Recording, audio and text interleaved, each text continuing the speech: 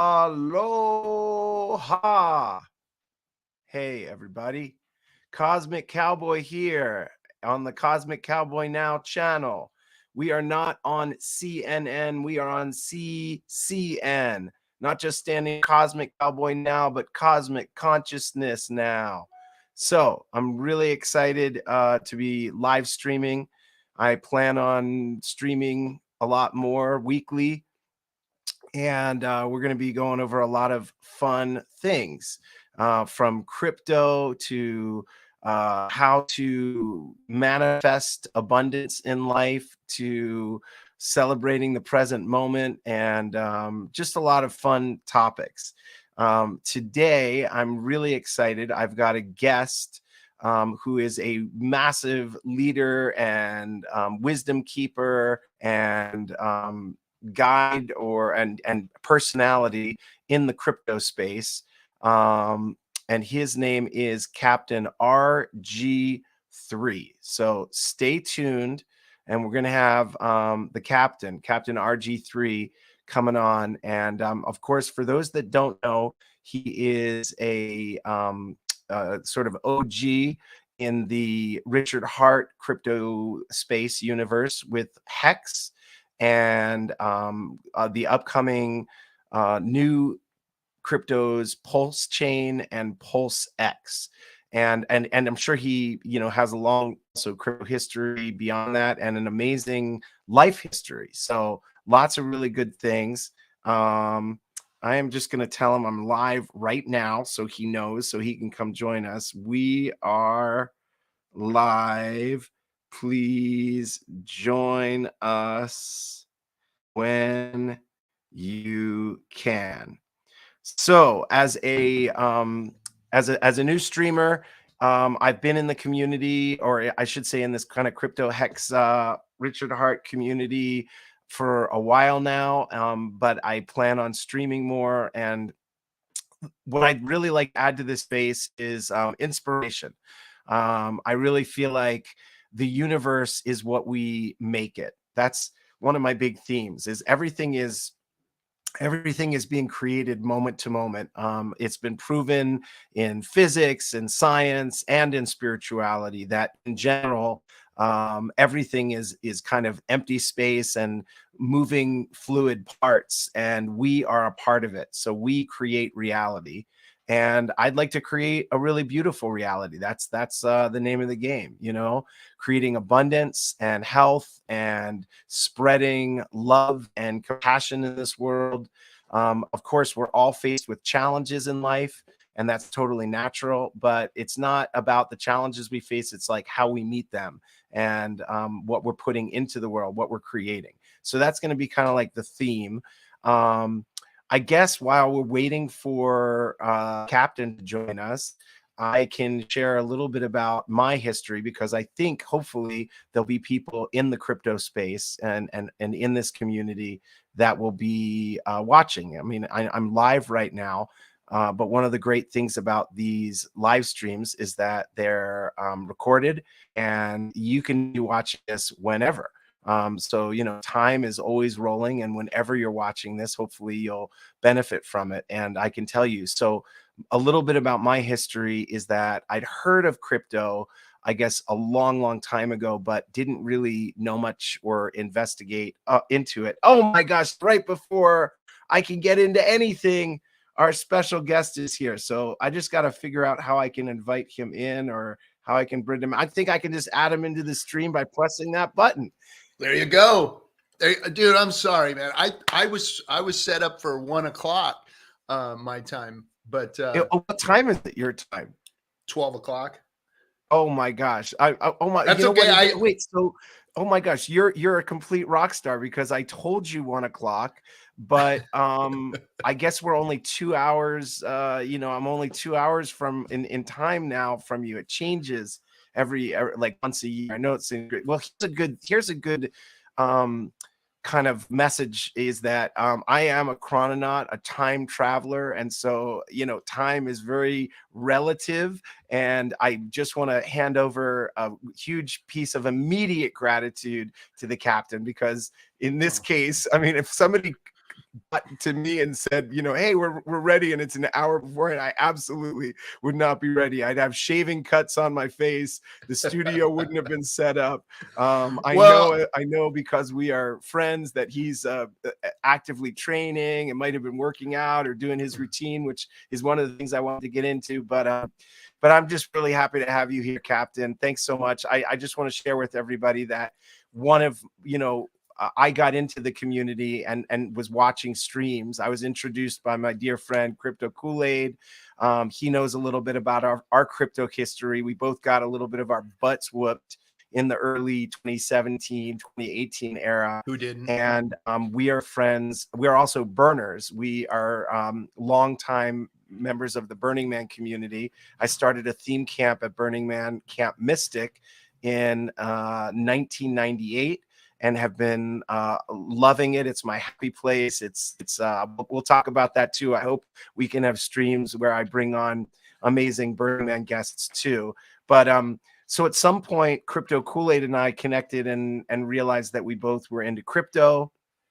And I had told him sort of my dream, and what I realized was that key to succeeding in crypto, or one of them, is finding a project, a coin that you really believe in early. Finding it before it's big and famous on the cover of magazines and on everybody's lips, and then basically going in and that. So when he first learned about this amazing crypto called Hex, which we will be talking a little bit about, he basically said, hey, there's something special here. This was in the first year of when it was created. It, as I'm sure Captain might talk about a little, it was very, very controversial. It still probably is, but it really was at that time. There was a lot of challenging press and FUD and just scam information and all this other stuff on it. But he said, I invite you to do your own due diligence. I respect you. You're a really intelligent person, but I just wanted to share this with you and let me know what you think.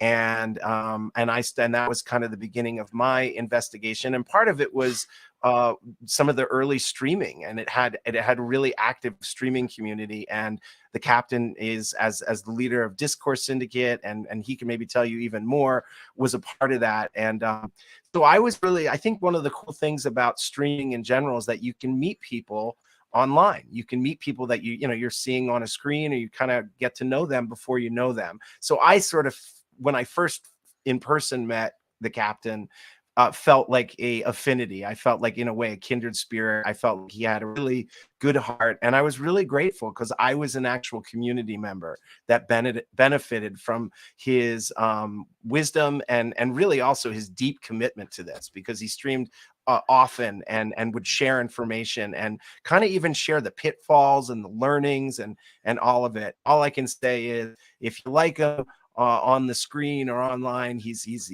even more incredible and fun and interesting in person. So with no further ado, thanks for joining us, Captain.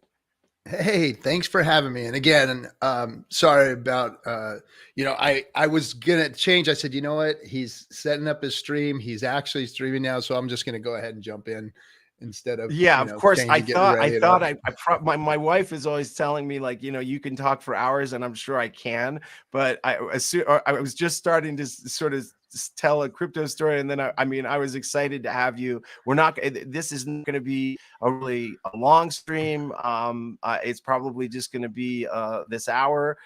Captain can join for as much as you're available, but so I wanted to see if you'd play a game with me.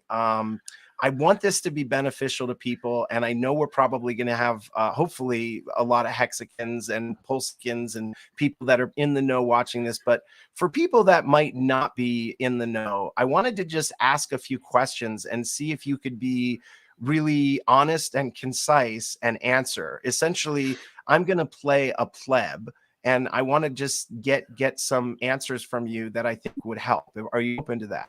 Yeah, sounds good. As long as it Okay. doesn't incriminate me or break any of man's laws or God's laws. Absolutely. No, you can answer at will, and only what you choose and what feels good. Okay, so I'm new to the crypto community, and I've heard of this thing Hex. And what somebody told me was Hex is the bus ticket to the T-share train, and T-shares are going to make me abundant. T-shares are this really abundant thing. And I want to be honest, like I would love to create abundance and wealth, financial freedom from crypto. So I'm trying to get some answers on this on Hex. So how, in a simple way, there's so many cryptos out there. How would you describe Hex? So let me kind of segue into your question a little bit and into the answer, because there's some nuance here. Um, Hex is built and designed to create a long-term hold, um, long-term gratification, you know, hold, stake, and wait, and kind of like the Warren Buffett style of investing. Invest smart, invest long. Don't day trade, those kinds of things, you know. And that's how Hex was invented. However, a lot of Hexicans who got in early were extremely wealthy extremely quick. 3 years is not a long time to have made the type of gains that a lot of us have. Now, will that be the near future of Hex? My guess is yes. Will that be the long term effect of the market's effect on Hex?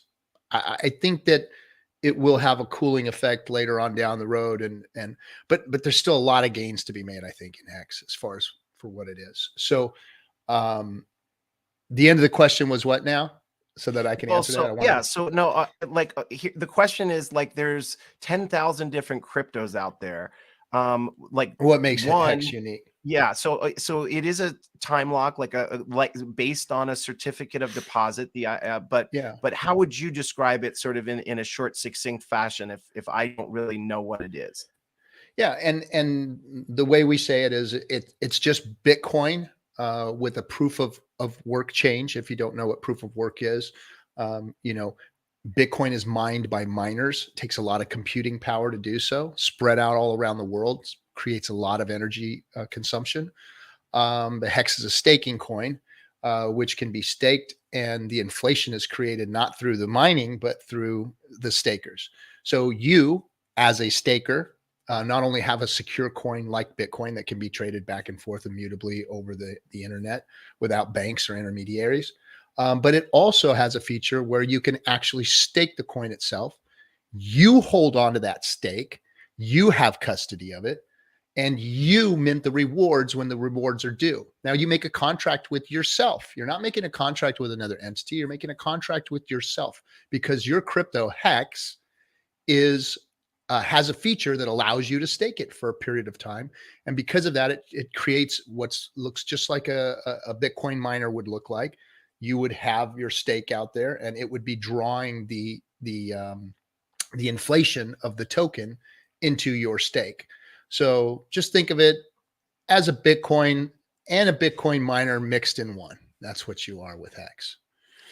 Now, with Bitcoin, it has it has a limited quantity, like it has 21 million. So if I'm Mhm. understanding the general basics of crypto, there are a few things that people are, like, or interested in initially with Bitcoin, in that um, it'll have value because there's only a limited amount of it. Is that the Yeah. case with Hex? And if it's not, can you explain a little bit about the T-share if there's an infinite number of Hex? So so that's a real misunderstanding of the market. See, they take these old market terms and try and apply them to crypto, or these market phenomenons or whatever you want to call it, and they try and apply them to crypto when it's in the favor of their argument. Because let's face it, the 21 million Bitcoin, I mean, as the halvenings happen and as we look into the future, like the end of Bitcoin being mined is far out into the future. So what we're seeing is an annual inflation rate, really.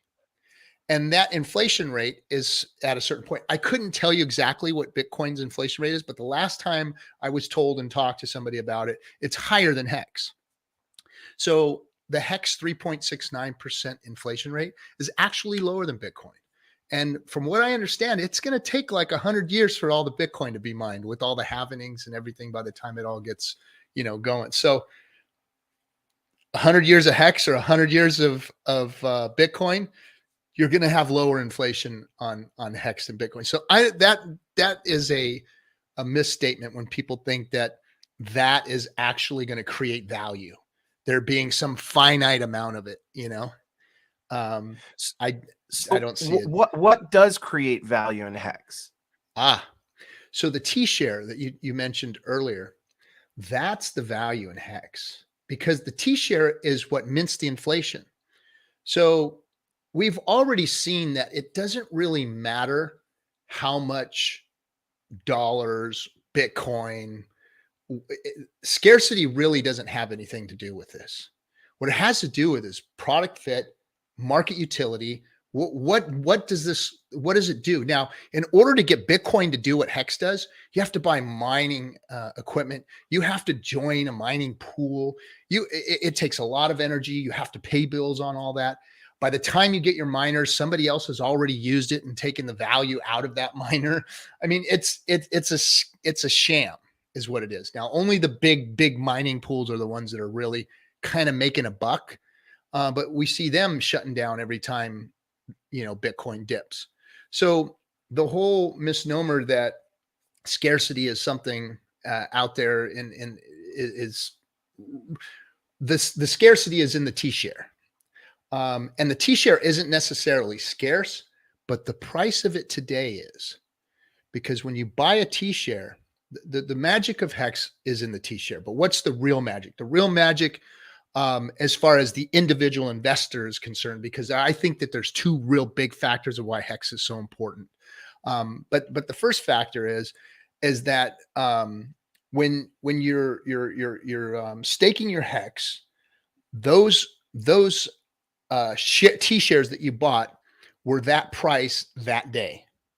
And now what happens? Well, as people end their stakes, meaning they come to fruition, they mature.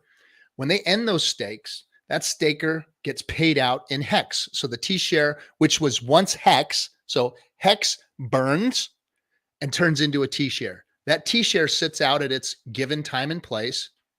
And every day, the inflation is paid to that T-share based on how far it's out and how much it is. And then when that matures and it is cashed out, that T-share now burns and turns into Hex. And it turns into all that inflated Hex. So let's say you put 100 in and it came out at 250 Hex because of the inflation that you were paid. Basically, it sounds like interest, but it's not really interest. You're being given inflation of the coin. So if I'm now, go on. Okay, so now you say now you've got your Hex, right? Well, I want to put that 150 back out for the same amount of time and get that interest again. Oh, no, so Kimosabi, what you don't understand maybe is that the T-share price ratchets up so that the person that just collected cannot get in for the same price that they got in the first time.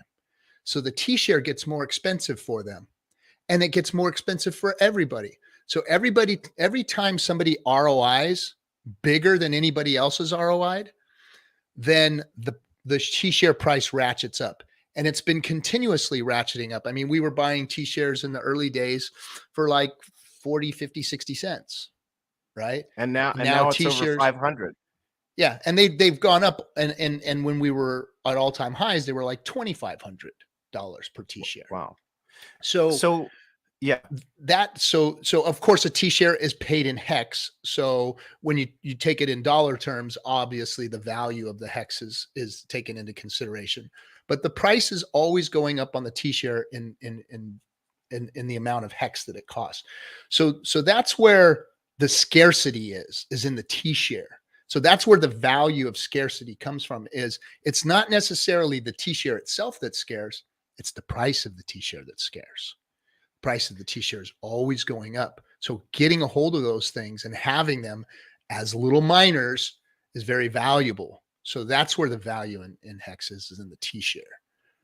If I'm understanding this correctly, there's two things. If you're a Hex staker, and as a reminder, you don't have to stake Hex. If you just want to buy it and hold on to your liquid bag, or hold, that's fine. But like all cryptos, there's price, which of course we don't know. But if there's price value, goes up, then you've got that. And then in addition, if you're a staker, there's this yield that you're getting. So you're kind of putting it in and forgetting about it for a while, and then you're guaranteed, no matter what, to have more Hex on the other end. Guaranteed, no matter what, you will have more Hex on the other end of it, because that's the contract. It's a mutable contract that develops that. Yeah. So it's kind of ideal, like for people like me that like crypto and got involved in everything, but we have busy lives and we want financial freedom.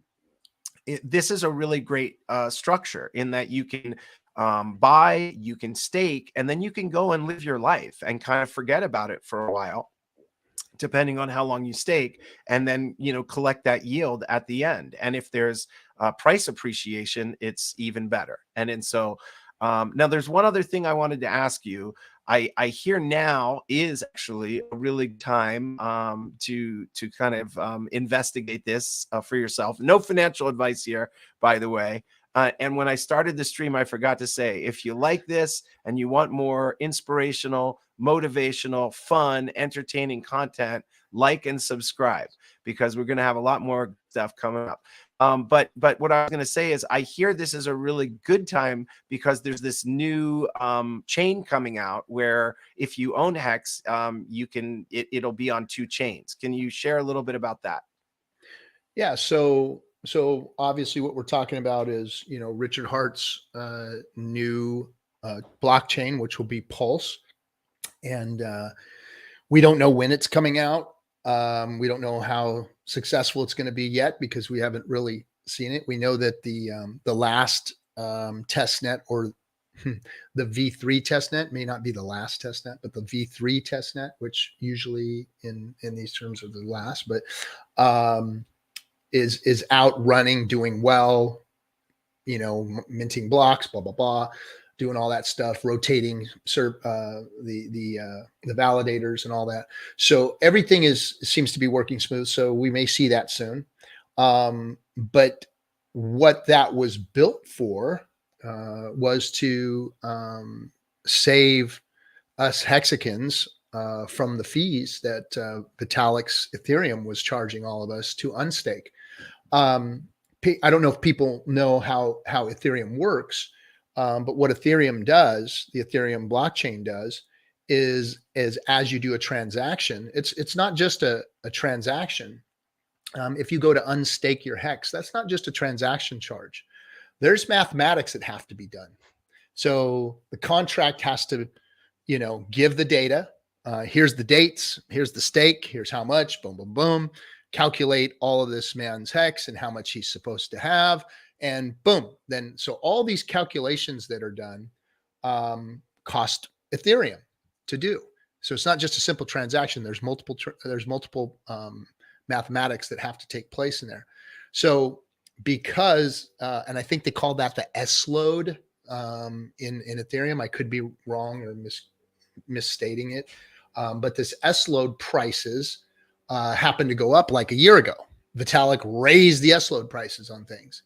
So the computing power of Ethereum's network got more expensive. And that meant that Hex stakers were paying a lot more to end their stakes. So that was the last straw that kind of broke the camel's back. And Richard's like, no, we're doing something better. There's better ways to do this, and I'm going to do it. So that's when he started talking about launching Pulse Chain, was to help Hex to run more efficiently. Now, it's going to do great things for the whole crypto space. Because it is a blockchain, because it is going to be a superior blockchain. It's going to have a lot of features that everybody's been waiting and looking for. It's gonna appeal to the broader crypto space. On top of that, it's going to be a monster airdrop, meaning everybody's going to get their ERC20 tokens, which is what you were talking about. Hex is obviously an ERC20 token. So you're going to have Hex on Ethereum and your Hex on Pulse Chain. So you'll have both Hexes, and everybody else will have all of their other tokens too, will be duplicated. So it's going to be very exciting.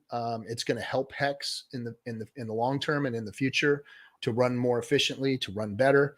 And I think that the chain wars are coming. I think that that's what we're going to see this next bull run, is what chain is going to be more dominant, what chain is going to have the better features, what chain is going to receive all the value. Because now that we have bridging, now we're going to have bridging and everybody moving tokens back and forth. They're going to want to move their stuff to where they're treated best, right? They always say, go to where you're treated best. And I think that Richard is setting up Pulse Chain to treat people in crypto better than any of the other chains have in the past. So it's going to be interesting to see. We're still waiting on it to launch. But yeah, definitely going to be a positive for the crypto space and for Hexkins. Another thing I just want to share with the audience, and this is just personal. This is, me sharing something. Like I said, I've been in the space for a while.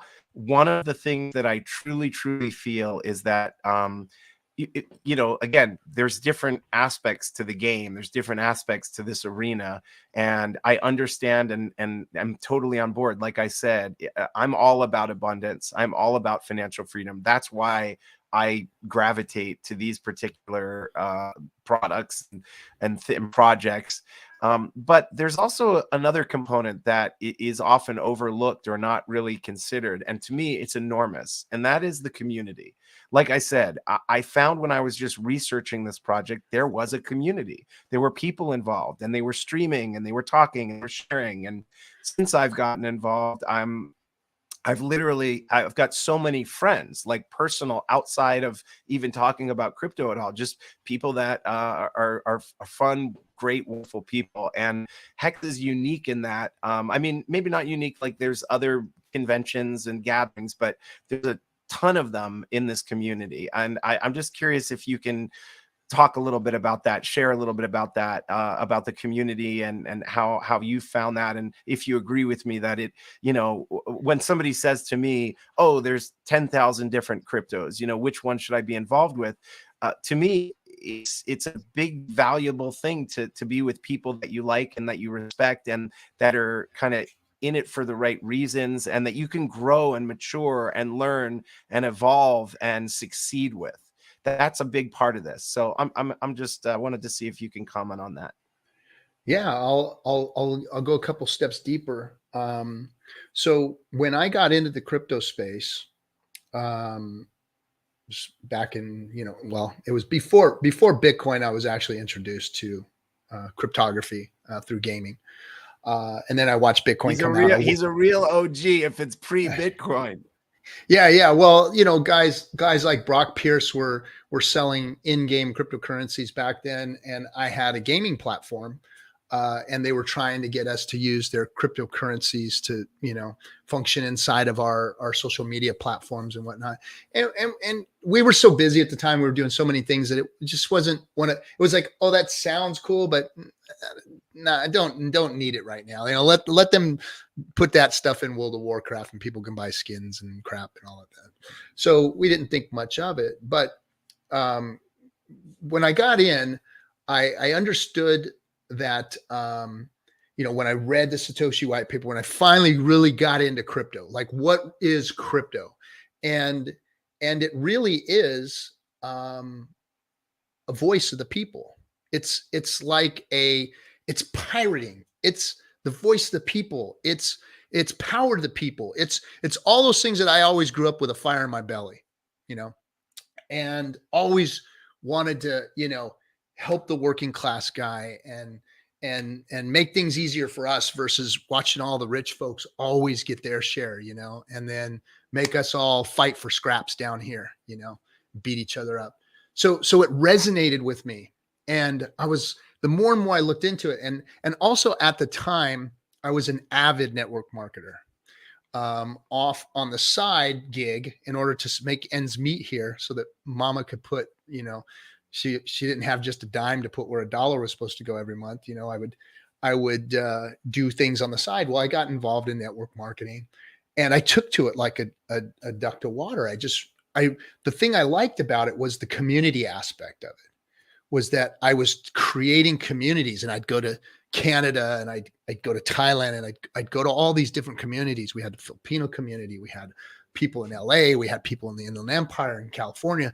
We had people all over the country in Colorado. So everywhere I went, there was this community gathering of people, and they were all networked in together. So they were friends and family and stuff mostly. So they all knew each other, and there was a lot of camaraderie, and we built businesses on that.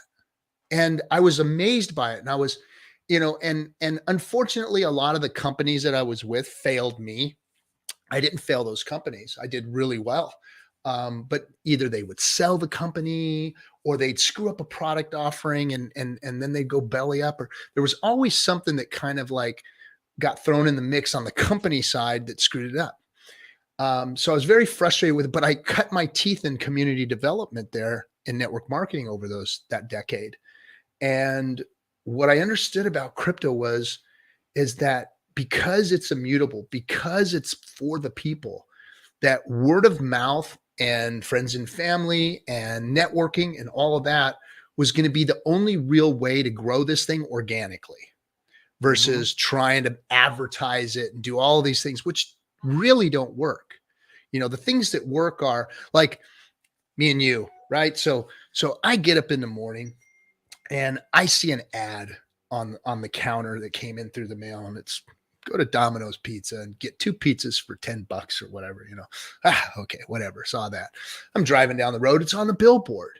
I'm hearing it on the radio. So I'm inundated all day with this Domino's ad, right? And then I come home and me and you are going to watch the football game tonight. It's Monday Night Football. I go over to your pad. What's up, Cosmic? How's it going, man? Hey, let's get some pizza. Cool. We can get some of that Domino's. Oh, Domino's sucks, man. Let's go over here to Porky's Pizza because Porky's Pizza rocks. You got it, bro. Let's go to Porky's. So all day long, they worked. They spent a lot of money to hit me, to get me to say what I said, which was, yeah, okay, well, let's go to Domino's because it's on my mind and it's whatever. But my friend changed my mind because my friend made a suggestion. And I trust my friend. And my friend said that Porky's is better than Domino's. So the power in that versus the power of regular marketing is just over the top. When women go and they get their nails done at the best shop, all the girls go over to that shop. I hear it all the time. No, don't go to them no more. They mess you up. Go over here. It's better here. It's word of mouth advertising. It's friends and family. It's influence marketing. And that's what's needed in the crypto space. So to answer that question, I think that organic crypto communities are necessary for the true development of that cryptocurrency itself until virality happens, until mass adoption happens. And Bitcoin is trying to do that, but it's not. It's not being mass adopted. Bitcoin's being institutionally adopted. There's people coming in and playing with it. We saw that. Like in 2017, we cracked the market at about 850 billion. That was the big run up, 850 billion, close to $1 trillion. And bear market, big run up, 65K Bitcoin, $3 trillion in market cap. Crypto space was growing like crazy. But within a matter of weeks, couple months, boom, we're right back down to $850 billion market cap. So the true crypto folks, the true organic community folks are still here that were here, during the last big runs. It's the institutional money that left. And I think that institutional money had inside understanding of what was going on with this whole FTX debacle. And that's why they got out right before all of this hit. And that's why we haven't seen a big hit. Like Bitcoin hasn't gone down since FTX was announced, since the scam itself was announced. Which is kind of odd. It's not. If you think that all of that institutional money, look, we're at 850 billion. We're right back at 2017 levels. 2 trillion left the market.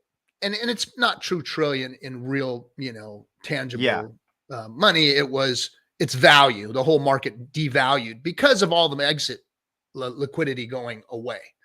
So because of that exit liquidity leaving, and the market, coming down back to the other levels, it's telling me that, hey man, this thing isn't taking mass adoption. There's not a lot of little people coming in. There's not the $500,000, $10,000, investors coming in.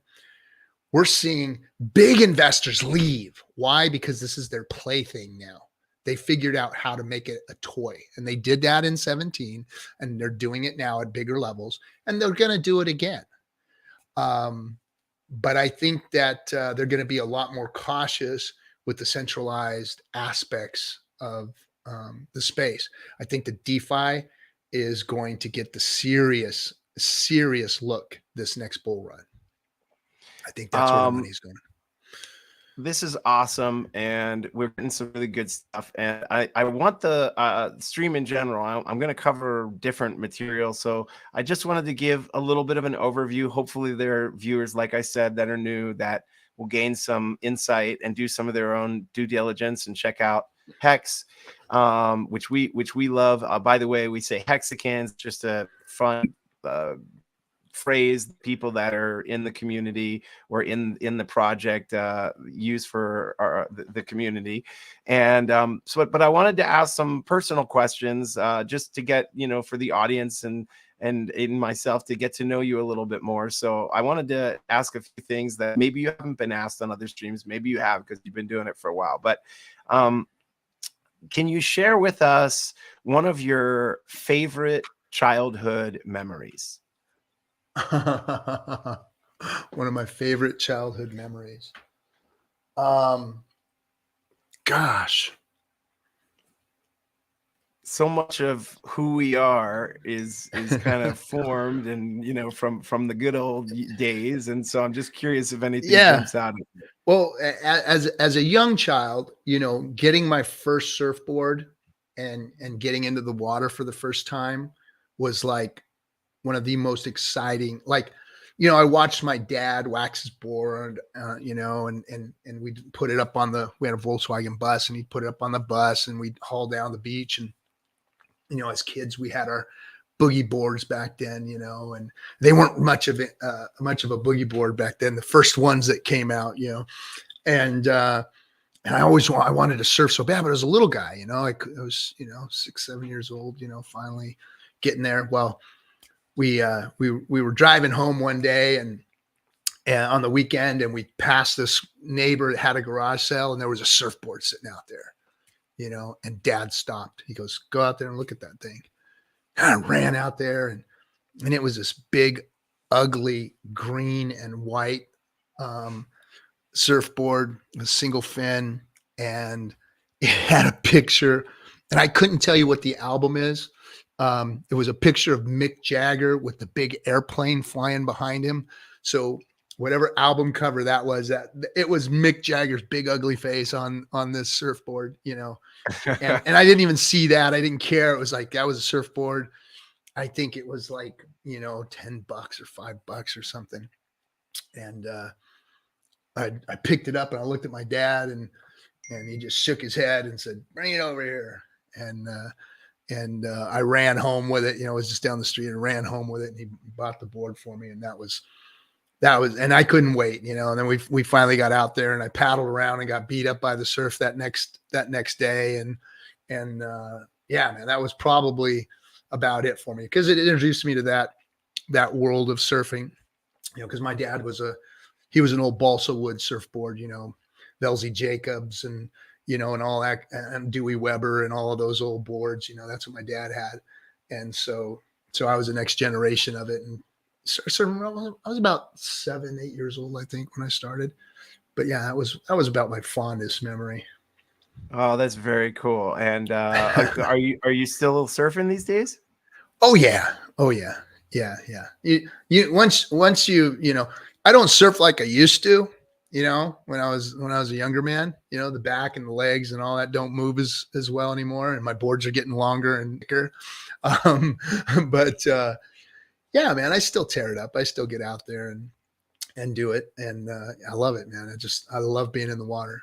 I love being I in the often water. share with people one thing that's really great about living in a surf culture. You know, they ask me, what does that really mean? And the way I describe it is I say, look, you know, there are a good handful, a good number of people here who the most important thing to them is catching a great wave for real. So if you and if you know, meet somebody who that's their priority, and they're going to talk to you about the swells and getting out and you know, their last surf session, it's respected here, and I think that's beautiful. You know, it's not like, oh, you get a job or, you know, anything like that. It's you know, because I think anybody who's been in the water, spends time in the water, there's something truly, you know, magical. You feel connected, you feel alive, you feel healthy. Oh And yeah. then the aspect of, you know, just catching and riding a wave, and in order to do it, I usually, truth be told, I'm still in the getting thrashed category, but I have a lot of problem is I've got a lot of friends that are good surfers, and so I go out and get thrashed. But yeah, you know, like there's just, when you're in the wave, that's it, you're good. Oh And yeah. um you know, one other thing I wanted to talk about just in general is this notion of what is wealth. And I think you may Mm. remember, Captain, I spoke a little bit about it at one of the Hex conferences, and I was talking about the secrets behind Hex, or the magic, in my opinion, and what is Hmm. abundance. And I was saying the wealthiest person in any room is not the person that has the most, but the person that needs the least. Mm. So it's not about all the diamonds and jewelry and, you know, having all this stuff. It's just, are you fulfilled? Are you full? Are you content? Mm. And the reason I'm saying it right now is I know people are challenged. I recognize that it's a bear market. I have deep compassion for people that might have portfolios that are really low, or that got in at a high price and now the price is low and you're not sure what's going to happen. But I always want to emphasize this notion of, you know, like, if you've got your health, if you've got a roof over your head, if you've got friends or anybody that, you know, loves you, if you love yourself, that is, you know, you're wealthier than a lot, maybe even most of the planet, most of the people on the earth. And you can celebrate that. And the reason I'm emphasizing it is because, you know, I truly believe that when you feel abundant, you're generating, you're creating a vibration and energy of abundance. And so that is what you attract. And I invite the whole community that sees this to check that out, to see how that goes. Um, Getting back to our special guest, another question I had for you is, if you could go back to your 18-year-old self, what advice would you give yourself? Beyond crypto, just life advice. So I like that smile. I like that smile. so so you know, at first thought, it's like, oh boy, I got some shit to tell that kid, right? Um, but then I think, what's the real answer? What's the real answer? And the real answer is, and this is how exactly how it would go. Go ahead, keep doing it. It turns out all right. That would be my answer, or that's what I would tell myself. Is Because because I'm assuming that you're coming from a place of, like, we actually need to live the life we live. We need to learn from the experience. I wouldn't change a thing, man. All the pain and anguish and work and grind and stress and all of the pain that I've been through over my 55 years on this planet, from, you know, my dad going to prison when I was 2 to, you know, losing, you know, a lot of people in the middle, friends, family members. I wouldn't change anything, because it got me to who I am and where I'm at today, which I am completely content. So let me preface my next statement with this: money doesn't buy you happiness, but it buys you options, and options buy you freedom, and freedom makes you happy. And so I was always chasing the dollar. I mean, first of all, I got a family, a big family. We did for the traditional thing so that my wife could stay home and raise the kids, and I would go to work. So I worked very hard, and I had a side gig all the time, a business that brought in extra money. So I was always chasing the dollar, and I was always trading my hours for dollars, always. And that was the one thing that frustrated me my whole working life was I was trading all of these hours for just dollars to get by. And I was making other people rich. I bought many Ferraris. I bought many 4x4 freaking trips for, my bosses. And it was rightfully so. It was their companies. They own them. And I just worked for them. So I wasn't bitter that they had all these things. I just knew that my work and my effort was, keeping a roof over my family's head and putting food in their mouths and saying, hey, again, no vacation this year. Hey, yeah, again, dad can't make it to the recital. Yeah, dad can't make it to the taekwondo match. Yeah, dad can't make it to your school. Yeah, none of the teachers know who your dad is because he doesn't get to go to the teacher parent conferences. And so I missed all of that. But I'm not bitter, but I do know that when I got my freedom, I've have all these other investments and I make ends meet and I do pretty decent, but I wasn't able to retire. But because of Hex and because of what we built with our staking ladders and everything, it's afforded me the ability to do so. And one of the other things which was surprising to me, so when we first started this whole experiment, this Hex thing, I set myself up so that in 3 years' time, I'd be collecting my stakes, and that I'd be living off of my stakes, off of the interest off of the stake, for lack of a better term, and then restaking the principal and taking big stakes out every once in a while and doing things for my family and giving them my time back, taking that back. And as I remember in the beginning, like one of the things was I wanted a Porsche. I wanted a Turbo S, badass double throwdown, trick of the week Porsche. But I didn't want just any Porsche. I wanted to go to Stuttgart. I wanted to go experience the Porsche factory, spend a week there, drive my car, meet all the people that built it, have them sign my engine block, and then send that thing home with me. That was like my dream. I was like, man, that's like making it for me. That's the thing I want. I want that Porsche, And then as time went on, I started to realize that, hey, there's more to this than just spending a bunch of money on some frivolous things, And although that Porsche sounds really nice, what does it really mean to me? What is it really going to do? And when I went out to go buy a car, because I retired from my job and I had to give them the company truck back. And so I was out looking to buy a car, and I'm looking at $80,000-$90,000 cars. I wasn't looking at a Porsche. I was looking at daily driver stuff, Jeeps and whatnot. And I just got really like, why am I even looking to spend this kind of money? And I was at my buddy's shop, and I was telling him, man, I don't want to spend the money. I got it, but I just don't want to spend it. I don't want to buy something like that. It's just kind of fucking gross to me, because that's not me. I don't buy that kind of stuff. And why would I do it now? Just because I can. It's just a car. And my buddy looked at me and said, hey man, buy Huey's Bug. And there's this old beat up, rusty old Volkswagen sitting there. And I said, yeah, I will buy that Bug. And I did. And that's what my daily driver is. I drive around in a 1966 Volkswagen Bug, and it's great. I have fun driving it. And I'm like, this is awesome. So my perspective on things has even changed a little as we've come into wealth. And also being a good custodian, because I know that, I'm one of the top bag holders more than likely. And that, if not taken responsibly, I could, do things to the ecosystem that ain't going to make it happy.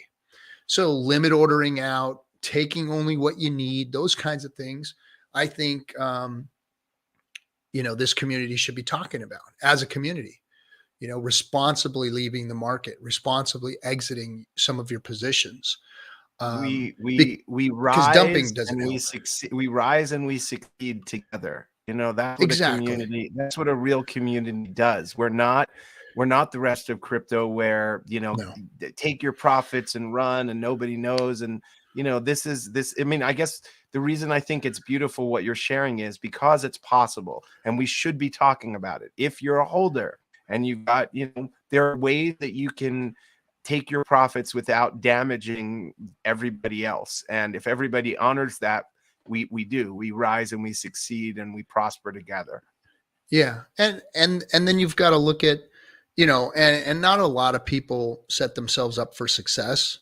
I know there's a lot of people hurting right now because they may have been anticipating a quicker release of Pulse and Pulse X, so they may have overextended themselves. So I know a lot of people have put themselves in a position already with some of the Richard Hart products. So setting yourself up properly also so that you can be a good custodian is important. Because if your stake comes out and you're broke and you gotta, you gotta freaking market sell it, then that's not helping you or the ecosystem or any of your fellow community members out.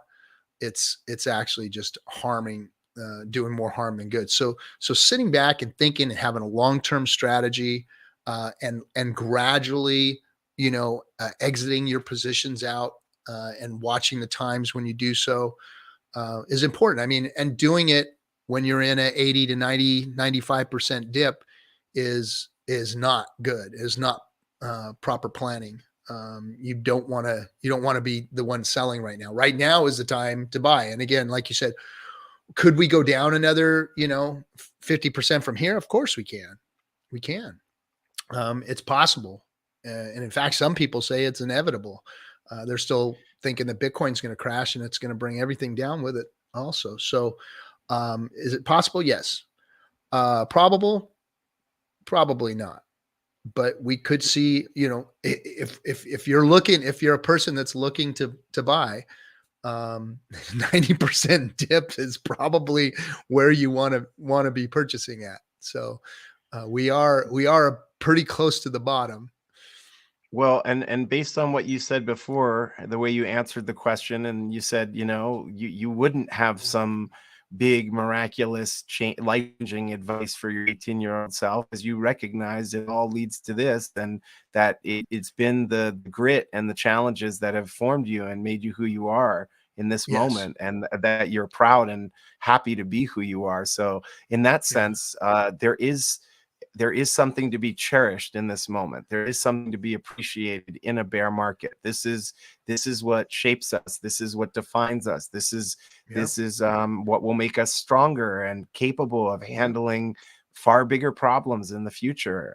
I really feel like, another thing that I always tell my children is, if you want to be successful, be a problem solver. All the really successful people, most of the really successful people in our world are solving problems for others, and then getting abundance from that. So we're winding down now because I like this staccato catharsis. I'm gonna, like I said, I plan on doing a weekly stream. I hope the captain has had fun. Maybe he'll be a regular guest and he'll come back because there's so much more to talk about. But I just want to ask a few more things as we're wrapping up. One is, daily practice is important and is valuable. And it just, like as a leader of the community, as sounds like you're in a good, happy, comfortable place in your life right now. I wanted to ask, like, what's your daily or morning routine, if you're willing to share with everyone? Yeah. So I'm an early riser. So I'm up lately I've been working on my sleep. So I'm getting up at about 6 o'clock in the morning now. I used to get up at 3. Now I've pushed it. I'm almost getting 6, 7 hours of sleep a night. So that's good because say it's killing me. I get up in the morning and first thing I do is I have to roll out my neck and get my body functioning in the morning because my discs are just destroyed. And then after that, a little bit of meditation. And then I finally pick up my phone and start going through the news, start going through my messages. And then I start show prepping and working on my shows. And then it's off to the gym or off to, physical therapy or whatever. Or I go to car shows and gun shows and do those kinds of things. That's what my morning looks like, and my day starts to go into. I definitely admire and I'm on board with the starting the day with the meditation to calm your mind and kind of just sort of start in the right mind frame and emotional place. I also noticed that you mentioned exercise, which is really Yes. huge. I mean, of course, you do look like you're in good shape, but that's a big one. Just just to add regular exercise. So, okay, one more just for our audience, because like I said, I think they get to hear you pontificate a lot. But I wanted to ask you, in your opinion, what is one of the greatest compliments you've ever received? Huh. One of the greatest compliments that I've ever received. Oh man, so many of them that have been, you know, other than the typical of a married man, somebody telling them how awesome their wife is or their kids or whatever. That's a big sense of pride and joy for me when people say things like that. But you know what? When in relation to what we're talking about here now, going to the events and being at the Hex events, and I've gotten a lot of praise from people. Don't get me wrong, but a lot of the haters that fill up my DMs, including early on, we had death threats and doxing and all this other stuff that people, sent us and said things to us about, and on all that awful shit, and people that screw around with you on Twitter and all that. But when somebody comes up to you and looks you in the eye and says, "Man, thank you so much. You changed my life. What you said about T-shares, or what you said about Big Payday, or what you said about here," or just even some of the other in general life experience things that I've shared. People saying, "Hey, that resonated with me and it helped me." And some people have even said that they were in such a bad depression during the COVID thing. When we were streaming, we were the only thing they were watching. It was keeping them going, and it was just all those, hearing those kinds of things. Those are probably the biggest compliments that I've ever, or the best compliments that I've ever received, just changing people's, and it's so surreal because, you go into a place and, you've been talking 2D with people and stuff. And even though there's only 2 or 3 guys on the screen, there's 50, 100, 200 people in the audience watching every night and watching the stream. And then there's 2,000, 3,000, 5,000 views on some of the videos. And it's like, wow, a lot of people have heard that message. And then when somebody regurgitates it back to you and it resonated with them and it helped them in some way, that's huge. I love it. I love it. That's awesome. So, last question is, just what are you excited about? What are you excited about moving forward? I know it's not something a lot of people are talking about right now because, like we said, this is a little bit more of a challenging time and people are stressing and the bear and there's a lot of questions and the economy. But looking forward, regardless of timeline, what are some of the things you're excited about? I am flat fired up, and I've been fired up from the beginning of Richard talking about Hex to its launch to today. Like, I have not, my excitement level has not changed once. Now I know the community has its ups and downs, and and there's FUD and there's things that Richard says or does that, and get people going and get people in fights, and the whole crypto community, and there's all these things. But I am just excited that crypto has gone as far as it has, and that the things that I wanted to see, the things that I knew were going to be successful, are here now. And I got into them from the beginning. because I was always looking for that thing. And I was like, yeah, man, staking mechanism. That's the thing to do. Why aren't they talking about this stuff? Yeah, real DeFi. Why aren't they talking about this stuff? And nobody was talking about these things. All these pump and dump rooms, and where crypto was going, it was just a shady, shady place. It was awful. It was awful. I was ready to get out until Richard's breath of fresh air, until he started speaking about doing real things in crypto and putting real products out there that have real product market fit, that really take crypto into the next level, that show that, hey, yeah, Bitcoin was cool, but it was just a concept. Yeah, Ethereum was cool, but it was just a concept. Who's gonna up the game again? And nobody was up in the game. They were just P.T. Barnum, the whole thing, man. It was just garbage. It was just ripping people off. It was just promises, lies, cheats, swindles, and YouTubers just talking out of the side of their neck, man. It was just like, man, when are these guys going to freaking do something for real, And then Richard started talking, and I was like, this guy might be the one. This guy just might be the dude that's going to do it. Let's see. And his product came out, and we went through it with a fine-tooth comb, man. We dug all through Hex. Go look at the early Discourse Syndicate. Every week we were just pounding it, trying to find something wrong, trying to find the things that were right, trying to unpeel the onion and figure it all out. And man, there was just all these aha moments I had. And it's like, he is the one. He is the one. This is the crypto. He is doing it. Holy crap. And that's what I'm excited about, is that, man, we're here. It's here. Real DeFi is here. Real crypto is here. And Richard brought it. And I got to be in the beginning of it. So I'm flat fired up about all this stuff, man. This isn't big. This is big. Like, DeFi is going to take over. This I don't want to open up a can of worms, but I am curious, just because, and I love when I hear you say it's the GOAT, baby. A lot of the time it's, you'll be saying that. But here's just a slightly harder question. Why is it, and this is me asking you, this is personal, like, no, you don't have to give a pat political answer.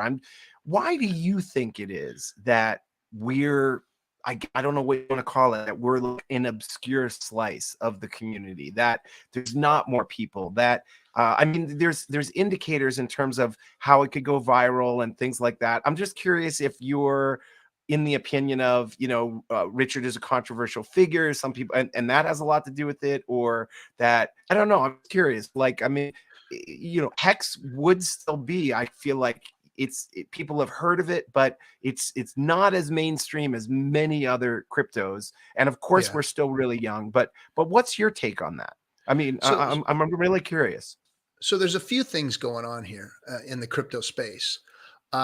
First of all, you've got long-term influencers, talking heads, developers of other cryptos that have been embedded for a long time.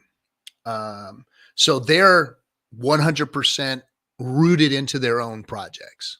Mm-hmm. And they have community. They do have communities. They're not super strong communities, because most of them have lied to their communities or have let their communities down.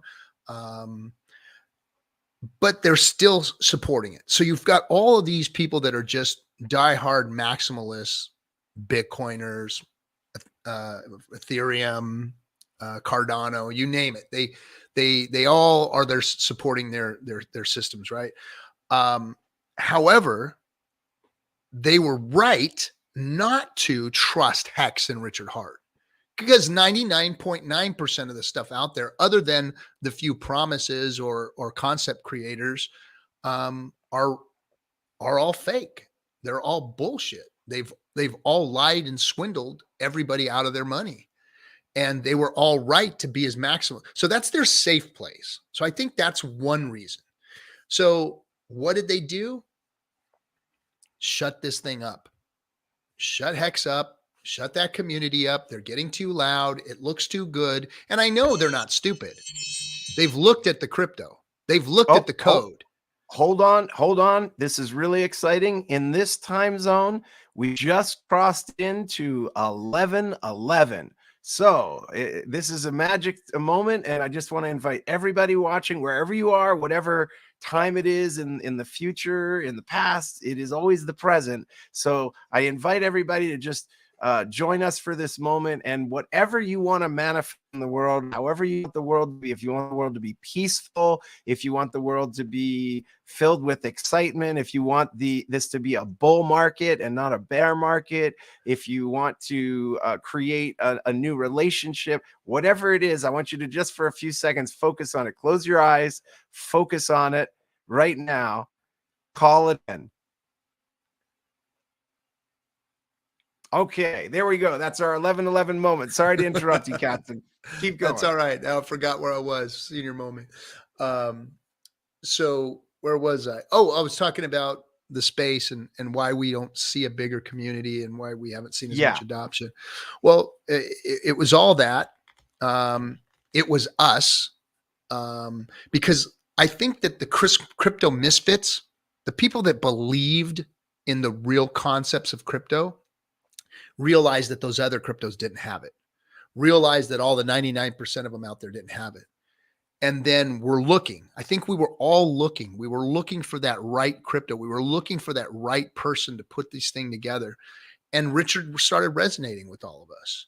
And we understood where he was coming from. And we were like, no, this is a real guy.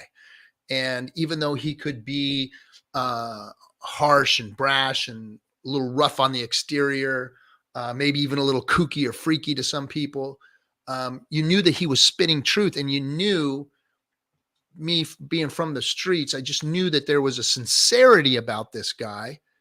I'm not going to say ultimate competence, like he was like going to be he could never fail. But I knew that he cared.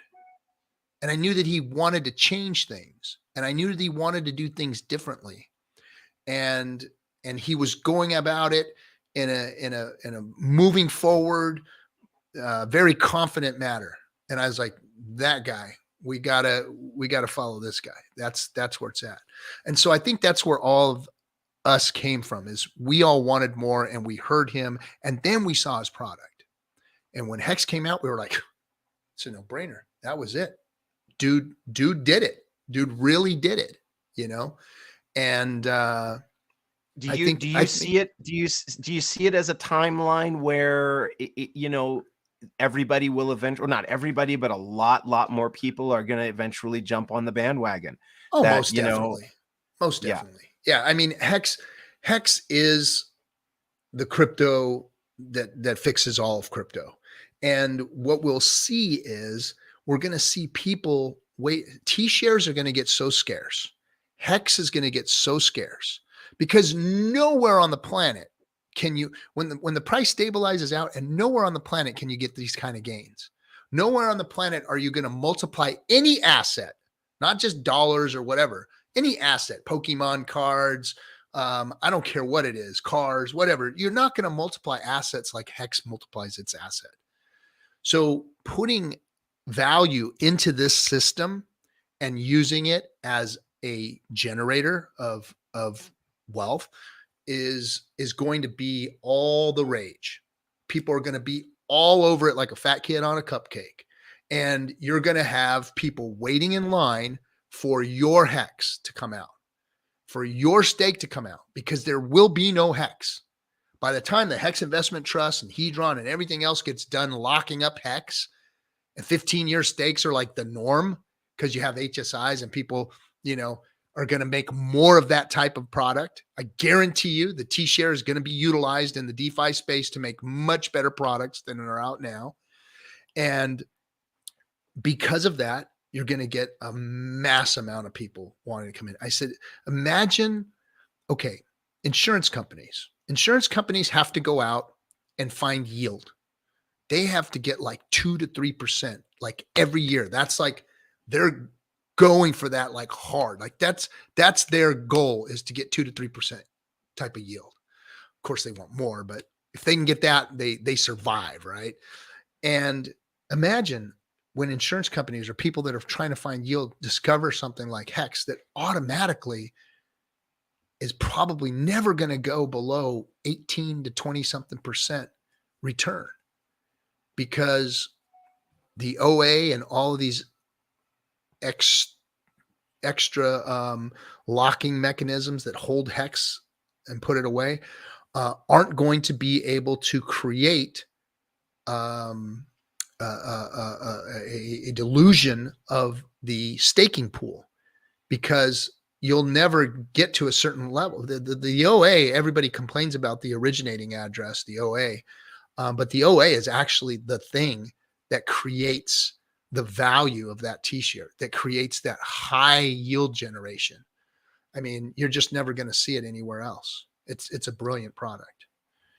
Okay, so I'm gonna wrap up. I love it. This is fantastic. Like I said, please, if I know you're busy, but we would love to have you back. You're such a great guest. I would now I'm starting to understand how streams can go 4 hours, because we're just scratching the surface. We're just getting started. But and I love they go rapping with long, you, man. and I love seeing you and hearing everything. We're going to end with a little piece of advice, something like, if you want to call it advice. I'd like for you to share with people one musical album, or maybe even a side of an album, if they, but because we came up in a day when people still listen to albums, nowadays it's like you hear a song, or, oh, I'll just download that song, or, but is there a piece of music that you could send out to everybody, if they just want to listen and enjoy, something that you've enjoyed in your life that you'd recommend? That's what we're going to leave everybody with. Wow, man. Yeah. And feel free to tell us why, Moon. Because there's a lot of music genres. So, I know you got to pick one. Pink Floyd, Dark Side of the Moon will just get you in the right place. And then anything by Smokey Robinson, because he'll get you grooving. All right. I love it. So we got some Dark Side of the Moon and some Smokey. So, yeah. All right. So this is Cosmic Cowboy Live signing off. Want to thank Captain RG3. Please check out the Discourse Syndicate. Captain is also one of the stars of a movie that will be coming out called The Highest of Stakes.